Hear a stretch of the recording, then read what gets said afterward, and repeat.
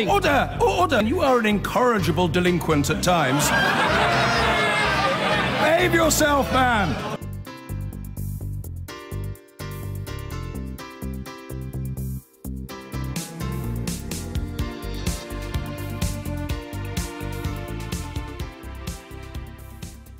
All right, let's come on to Labour's problems and Labour leadership too.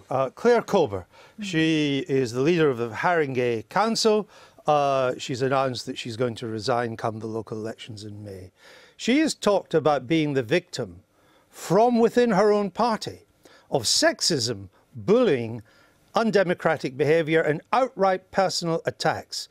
Why is there sexism, bullying, undemocratic behaviour and outright personal attacks in today's Labour Party? Well, first of all, I just want to say that I'm very sad to see Claire Cober go in the way that she has, and her statement and the things that she said since submitting her resignation letter are very, very serious. You know, these are serious allegations. So does there need to be a formal party investigation? I believe there does. I think there ought to be an investigation and we ought to get to the bottom of this. And that is quite apart from the controversy around the housing project, about which I know insufficient to comment about that. But I think on the issue of Claire's resignation, the circumstances around that, if there has been the behaviour that she alleges... But she wouldn't make it up, would she? I don't think she would make it up. But I mean, she is the most prominent Labour woman. Yeah.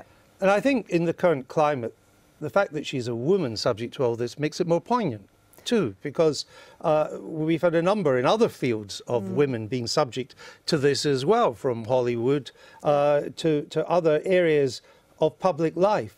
She's the most prominent Labour woman in local government, and she's effectively been hounded out by people in her own party. Which is why it does need to be investigated. Now, I don't know what the nature of the bullying or any harassment may have been. I don't know if you can draw a parallel between things that have happened in other areas of work. I do believe that there ought to be robust political debate and challenge within the Labour Party. Nobody's arguing about that. But there's a distinction between that and between the behaviour which she is alleging. And that is why I think there ought to be quickly an investigation. And who should do the investigation? I think the Labour Party needs to do it. But which part of the Labour Party? The NEC. But the NEC is now in the hands of people that she's been on the wrong end of. But they are still responsible for ensuring that this kind of behaviour that she has alleged doesn't take place anywhere in the party. Would you have faith in the NEC in its current composition doing a proper investigation? I mean, 21 Labour councillors have either been deselected or are standing down in May when the next elections take place. And they've been replaced essentially by a momentum coup. And it seems to have been with the backing of the NEC. But there is a big difference, I would say, between challenge, deselection, the proper democratic processes of the Labour Party being used to alter a choice of candidate, which happens, that's not an unusual thing to take place. It may be unusual to happen to that extent. There's a difference between that and the behaviour which Claire has identified and says is responsible for her. Do you think Claire Cober would be satisfied with an investigation led by today's NEC? That's for her to say. If it's not to be the NEC, then who would you say should do it? She's criticised the NEC for this process going on. The NEC has kind of intervened in what her council has been doing. She's criticised that. Surely it is hardly an impartial body to investigate what has been happening there in terms of sexism, bullying and personal attacks. But whatever the makeup of the NEC, those people serving the party in that capacity need to step up and take responsibility and conduct a thorough, impartial investigation. If they can't do that, the rest of the Labour Party will see that in a very dim light, no matter which side of the argument they place themselves on. Final question. Has any of the Labour shadow cabinet criticised this behaviour? Well, Andrew Gwynn is going in to try and mediate and resolve the situation. He hasn't criticised the behaviour. I don't think that having anybody of prominence sort of casting their opinion about this at this stage is especially helpful. I hope that Claire, and I think she is, I'm sure she is, getting support from colleagues in local government. And I think the right thing for prominent people in the Labour Party to do now is to say, yes, there needs to be an investigation, and to support that, to make sure it's done thoroughly and properly. I think Jenny's been very fair. It is worth just pointing out that this whole thing began essentially because the Labour Council wanted to work with a private body to get 6,000 more homes which very, very urgently required for local people. So essentially, ideology from Momentum has trumped the interests of local people. I think you're overstepping. Whether that's true or not, that's not nothing justifies her claims. Exactly. So that's why I don't want to get into the issue. I just wanted to, because as Jenny Chapman said, we all have robust debate, so we don't go down this road, regardless of the issue. Exactly. We have to move on. This weekend, Jeremy Corbyn will be speaking at a conference of Labour local councillors, but it has been a turbulent few weeks for the party in local government, with a battle over the reselection between existing councillors and Momentum-backed candidates. And that tension came to a head in one local council, Haringey, this week. On Tuesday, the Labour leader of Haringey Council in North London, Claire Kober, announced she will be stepping down in May, citing sexism, bullying and undemocratic behaviour in personal attacks on her. She had been embroiled in a public row with Momentum members in Haringey over a £2 billion deal with a private property developer to build 6,500 new homes. Labour's National Executive Committee, which is now controlled by allies of Jeremy Corbyn, intervened to put a stop to the development. This decision by the ruling body was met with criticism from several Labour council leaders across the country who publicly backed Ms Kober. Now, the former Labour leader of Harlow Council, John Klempner, who resigned last month, has blamed his decision to stand down on an active campaign against his leadership by a Momentum organiser. He also claimed he was called a neo-Nazi by someone wearing a Corbyn T-shirt outside the Labour Party conference. This is what Haringey Council leader Claire Kober had to say about her decision to step down. I'm in no doubt that the behaviour and actions of certain individuals at certain times meet the test of both sexism, bullying and politically intimidatory behaviour. And I have to say, if I look at the NEC's actions last week, this is the National Executive Committee of the Labour Party deciding to debate an issue without having the courtesy to contact me beforehand, during or immediately after the meeting to understand better the issue that they wanted to discuss. Claire Kober there. Well, our political correspondent Ian Watson joins us now. What is happening at this moment in Haringey, Ian? Well, as you pointed out, Joe, I think division, deselections, denunciations have been dominating the news in Haringey. But what I've been trying to do actually is move a little bit away from that process and look at some of the policies that might emerge as the party moves to the left and as Momentum, the group supportive of Jeremy Corbyn, gets greater influence in the area and is expected to have greater influence after the council elections when Claire Kober is replaced with a new leader. And on Sunday, around 300 party members are really at the first stage of discussing what should be in the manifesto for the council elections in May. So what I've obtained is some of the ideas which Momentum and their allies on the left are going to be pushing locally. Now, it will come as no surprise that one of the things they intend to do is scrap that controversial housing scheme you mentioned, the public-private partnership to redevelop a housing estate. But there are some other interesting ideas which may be taken up by other councils if they move to the left as well. For example, they're talking about abolishing council tax entirely for low-income families, extending free school meals to everyone in primary schools, setting up a not-for-profit lettings agency in competition with the private sector to offer homes beneath market rent, for example. And also you've had that debate with Chris Williamson and Francis Maud on outsourcing. In line with John McDonnell's wishes, they'd also want to take back everything that's been outsourced in the borough back into public ownership. They're also looking at perhaps a big hike in pay for care workers as well, something which another council, Salford, has already done. But what is interesting is that there's no costings attached to these ideas at the moment. And what is also interesting, I think, as well, when people are portraying Haringey in a particular light, is that I'm picking up from sources there that they're averse to hiking up the council tax by a huge amount, which would pay for some of these things because of the scrutiny that Haringey is under at the moment, and they think they might be effectively tarred with the brush of tax raising rather than redistribution. So they are sensitive to some of those issues. But I should say there is one caveat in all this as I go through these policies, and that is whatever the local grassroots decide, the existing Labour group has to sign off that manifesto. That's the one still run by Claire Cober, who's standing down, run by a majority who are not Momentum backers, for example, and they might simply delete some of the more radical policies that they don't like. Ian Watson, thank you very much. Well, we're joined in the studio by a former Labour activist in Haringey, Nora Mulready, who has resigned her membership of the party after 20 years. And the Labour MP and Jeremy Corbyn ally, Chris Williamson, as I said, is still with us in Derby. Nora, listening to some of those ideas that Ian was talking about, do they sound like good ideas to you? I think that one of the things that when you spend time in Haringey, you realise is that at some point, the Momentum activists are going to come into contact with reality, and that is going to probably dramatically change what they're suggesting can happen. And I mean in terms of money. Why did you resign your membership? A lot of different issues. I think within the Labour Party now, there's two main things going on.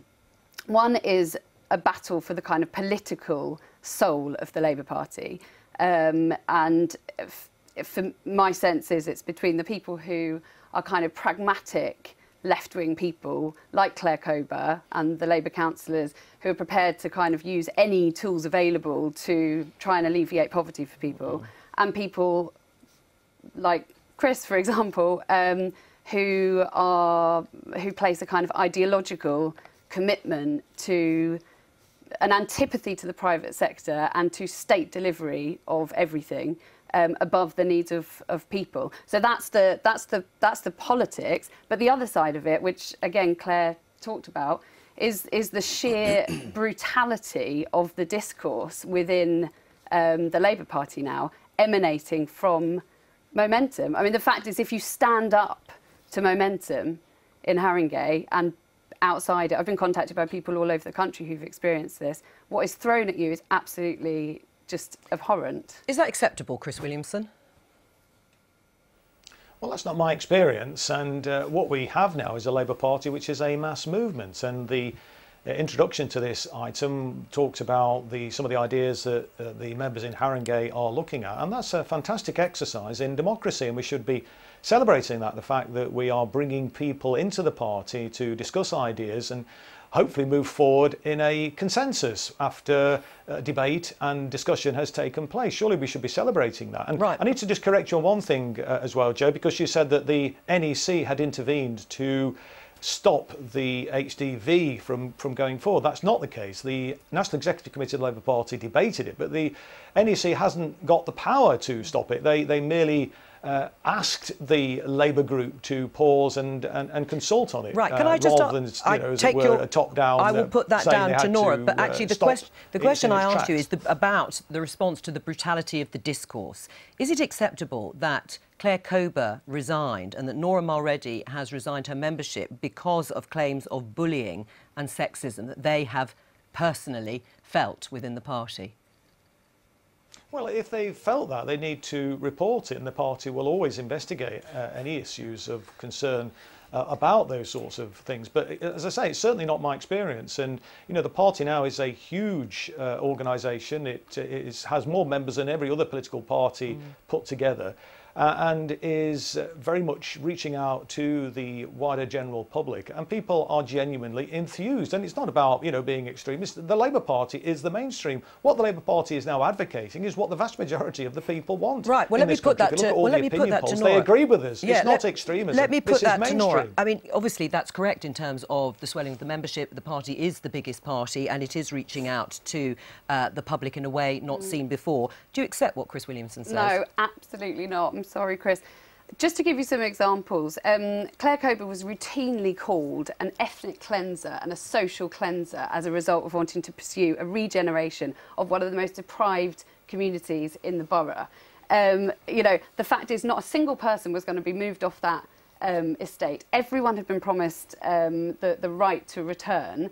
You know, the right to have a property as part of the regeneration.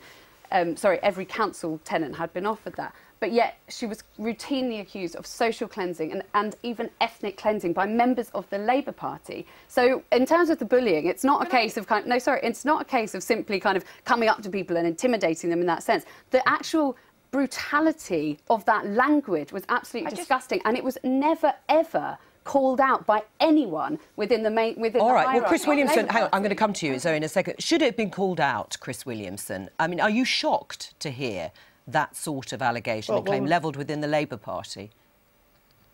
Well, Nora's making those allegations right now, and if people have got concerns and evidence of But that, does then that they concern should you? report it That to Claire the Labour Coburn was Party. called a social cleanser and an ethnic cleanser by people within the Labour Party. Publicly, they've written articles. Okay. You know, it's not... Okay. It's not... Let him answer. Chris, what do you say?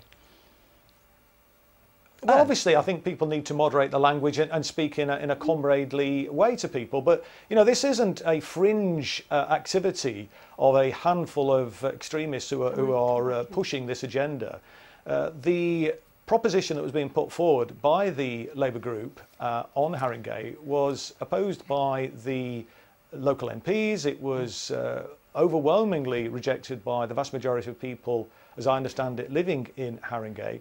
And that's why this exercise in democracy has taken place in Haringey. But should the discourse be handled? Something we Chris, should be celebrating. the criticism is about the way the discourse has been handled.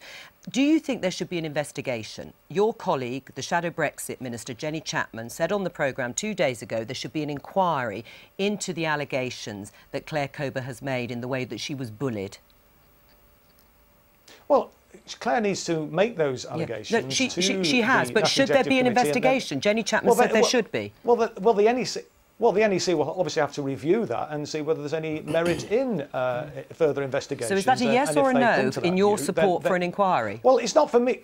Well, listen, I've not seen the evidence. All I've heard is hearsay. But this is and the, I think it's important that we keep a cool head over this and listen and look at the evidence and allow the people who are charged with investigating those sorts of allegations to actually do their job. It's not helpful for people like me to be pontificating on the sidelines because I don't know all the detail. Are you on the sidelines? All right, let me just bring Zoe in. Chris, hang on. Taking place in Haringey. I want to play relate for a second here because I think part of the problem is that it's being taken as an inter-party battle of such proportions that one side of the party has to be wrong in order for the other side to survive.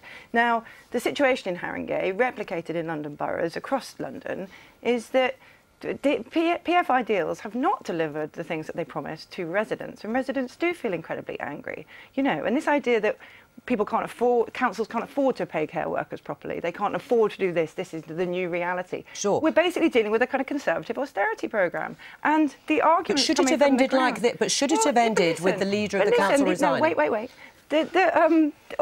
People are quite angry, and it's not Momentum. It's Stop HDV. It's an actual housing group. Right. And of course they're going to be angry because there's a huge amount of underfunding. I mean, isn't this democracy in action? That's the whole point, Harry. This is Labour democracy in action, clearly. This is it's actually. not even the Labour Party. Half of them are Greens.